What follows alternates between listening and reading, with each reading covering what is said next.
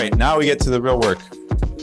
Sorry, that was real work, but let me walk you through it.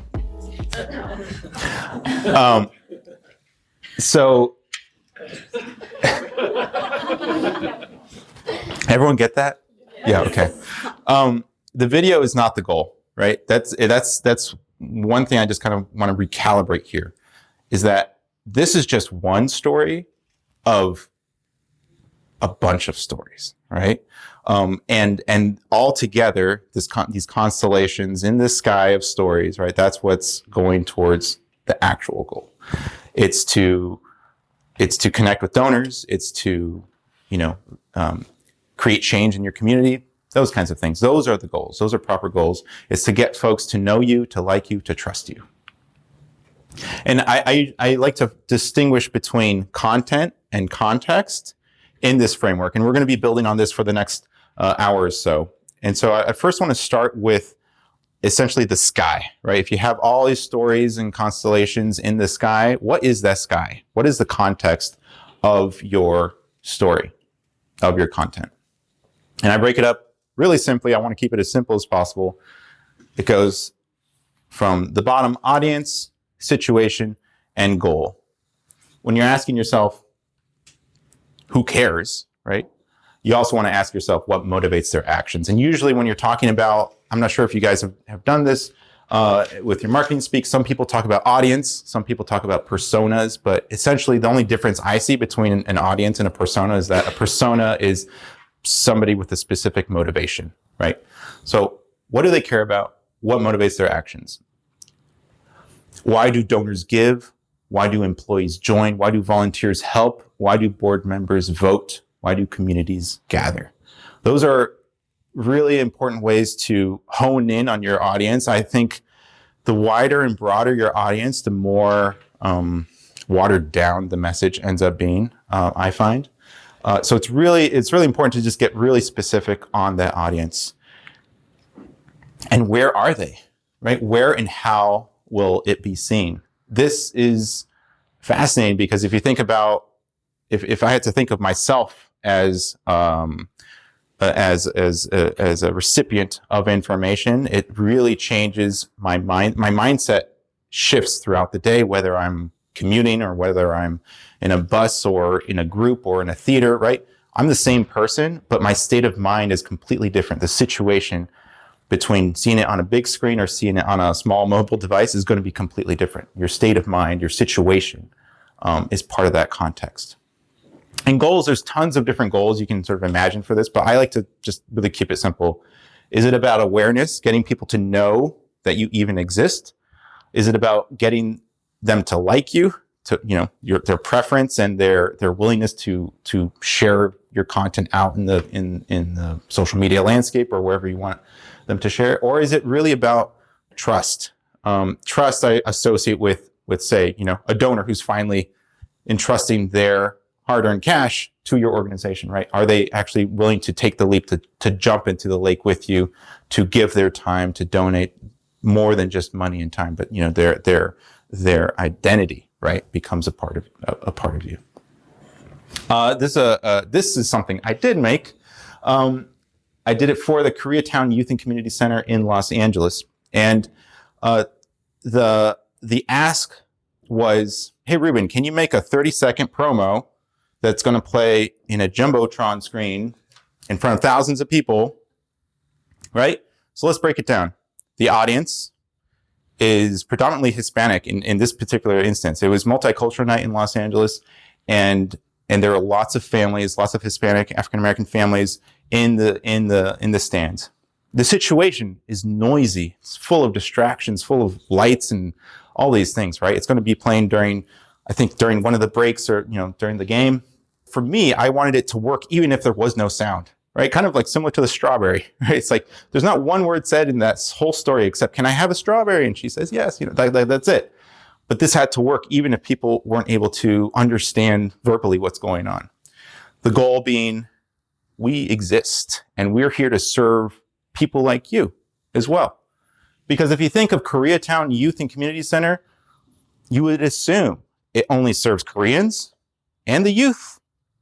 but you'd be wrong, really, really wrong, right? Because most of the folks who live in Koreatown, I think more than half of them are Hispanic, and a bunch of them are immigrants from all around the world. So that was the goal, right? It's just like, let's try to work against this brand, right? If I could just call it KYCC and say, it's not an acronym, that's just what it's called. It's not Koreatown or, Youth and Community Center. Like that goes back to its origin stories, right? So I know some nonprofits struggle with their brand, right? To get their messaging across. Well, it doesn't match, right? So this was a challenge I had, 30 seconds to just tell people this is what we do, and we do it for all you folks, right? So I knew nothing about the organization, and where I started was actually in interviewing the employees of the organization. I think we did like a dozen interviews, from the CEO down to, the gentleman who plants trees in the organization. It must have been maybe, 10 hours of interviews. And this is all for a 30-second spot. You're like, is this worth it? Like, does this make sense? It was part of a larger strategy, because we ended up using those interviews for so much more than just this spot. We harvested those conversations for not only the video, but for print quotes, for photography, for so many other things. So you're thinking about this 30-second spot, just think a little bit broader. It's not just the 30 seconds. It is about building a culture and habit of storytelling in your organization. So this is where our relationship started with KYCC, and we've made tons of content with them. So this is just a sample of some of the folks that we interviewed, and this was the ad. You see, I'm not Korean. I don't know if you noticed. Whenever I go into KYCC, it really feels like a small village to me. We try to help a family as a whole. Our services are open to anyone. We help thousands of families file their tax returns each year. Environmental services, low-income housing. When I plant a tree, I put a lot of love into it. I'm running out of fingers to say what KYCC does. Oh, we change people's lives here. Thank you. So I'll actually go into the scripting of that edit in the next section when we talk more specifically about content. Right now, I just want to emphasize audience, situation, and goal. So in the second case study, I did this for Carlsbad Educational Foundation. Shout out to Jennifer over here, CEF. Yay! And it was for the fundraiser gala that they hold each year in May. And the audience in this context was 500 to 600 engaged folks in a huge hall, just about to have a party, if you will, right? Just before the paddle raise. This was made specifically for this one moment that wasn't going to happen again, right? So, it wasn't made for YouTube. It was really made for this context. So it's actually, I think it was about close to 10 minutes, right? It's a long form mini documentary in this one situation. And the goal is obviously to raise money to benefit students in Carlsbad. I wasn't supposed to live to 18 based on what other people like me had. This is one of 9 different projects that students are working on where they need to use their skills that they've developed in the class in order to help somebody else. Nathan, he has cerebral palsy. Wouldn't it be nice to make it easier so that he can drive a car and have it adapted? If you don't fail, you're not learning. There's 1,000 things to be learned from a failure, but only one thing to be learned from a success. This is why we do this. This is why we 3D print. I know what I can and can't do. We're gonna launch a lure. We're gonna try to get it up to 60 feet. We're gonna kind of test around, find out the best PSI. I think, I hope. All right, 3, 2, send it. Whoa. That's pretty impressive. So that was just the trailer, right? But you'll kind of notice there's a lot of different characters in that story, but it all really hinges on this one character, Nate Key, who happens to live with a really rare form of muscular dystrophy called collagen 6. The story is, how do you live to beyond 18, or how do you get to 18 and live life to the fullest? And for him, it was about giving himself superpowers, right, through engineering. And there's a little hint here that he's wearing these really weird sort of high-tech goggles. And the reveal later on is that he's a first-person view drone pilot, which is just so much fun to watch, right? It gives him wings, literally. But there's some unexpected home runs, even just in the process of making this film, that had nothing to do with the initial goal, which was refreshing.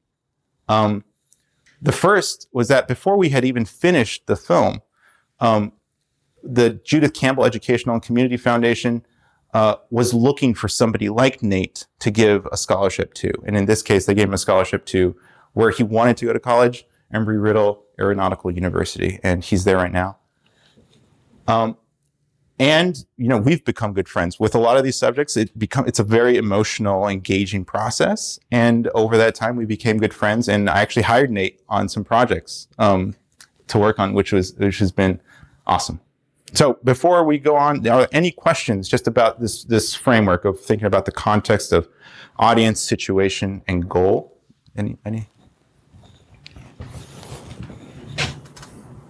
Yeah. Sorry, go ahead. Let me get We're thinking about budgeting. Yes. Budgeting for something like this, and we're thinking about the strategy behind the video. Yeah. And you said 10 hours of your time just on staff interviews. What to come up with like a 30-second spot plus others? What should organizations be thinking about when they're budgeting for a production like that? Right. Okay. So you'll notice in that specific video, it was white background, really simple setup. And it was mostly just a logistical question of getting people in the door, sitting down, interviewing, and then just doing them repeatedly again and again and again. So that was, if you imagined a whole interview setup for 12 different people in 12 different locations, like you're talking a lot of money. So you have to be smart. The thing was not, that approach was because of the context, right? You want to get people's attention. So the idea was like direct eye contact to the audience to connect with them. That facilitated the, not only financially speaking, the minimizing costs, but it was about maximizing the emotional connection that the audience can have with it. So it has served multiple purposes. So to answer your question, it's like, think of what gets you to that emotional curiosity gap, right? You're talking about the 6-second, if you can distill it down to its essence, there's so many ways to permutate on that. Think about the permutations. And then you might say, ask vendors to say, give you specific budgets for those different permutations. But if it still goes back to your 6-second story and it works, that's great. And I just want to go back to the 6-second story, just one moment. Does that kind of answer your question a little bit? We can talk a little bit more afterwards if it's okay. We're going to talk about budgeting more in the video production with no budget. Perfect? Okay. But yeah, the 6-second story works best when you have different ideas rubbing up against each other. I think Dana's was particularly good in kind of setting up, as well as, sorry, what was your name again? Kimber. With the animals and stuff. Yeah, I think like those are the most effective ones, are the ones that build up tension and conflict in the stories. Anything else? Anybody else? Yeah, hold on. I was actually just going to ask you if you can talk a little bit about what the difference in the narrative form or the video between a call to action that is designed to donate now, because I think a lot of us are probably thinking about the San Diego Gives and that kind of program, which is kind of designed for more immediate giving, versus a video that's maybe designed not for that kind of ask, all the other sort of content. Awareness or getting somebody like you? Anything like that. I just feel like, I'm just kind of wondering, the examples that we've seen haven't been like, donate now, donate today. Mm-hmm. There's some of those types of video campaigns that we might put on social or something like that. Got it. Okay, so the question is, let me just test my comprehension, is how do you think about the format of a give now video versus just a purely awareness or campaign? Yeah, or maybe goal situation audience for a video like that just more specifically that might be for a San Diego Gives or something. For San Diego Gives. Well, No. It's fine. It's fine. No, I think the Next Engineers, for example, that was a give now. Okay. Thanks for that. But it was for that moment, right? It was like right after that. It's like, who wants to give now?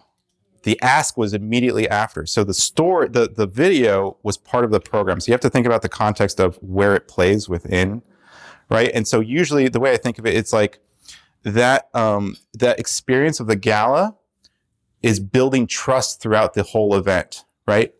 We treat you to hors d'oeuvres, you meet your friends, you hang out, right? It is like this social setting. And by the time you get to that climax of the event, like if you think of the event as the narrative arc, like that was a give now. It was lengthened as an experience, right? But if it's a give now on I would think of the strawberry story, right? Save the food, right? Like that, I think that feels like a give now moment. And you can imagine that ad would play, I think it was for the ad cancel, that ad would play on television and it would just play out, and that was it.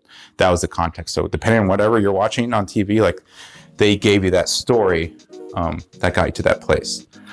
I hope that kind of helps clarify a little bit. Okay. All right. It's almost 9:30, right? It's almost 9:30. Are we there? Okay, so we're gonna, right after this, we should take a coffee break.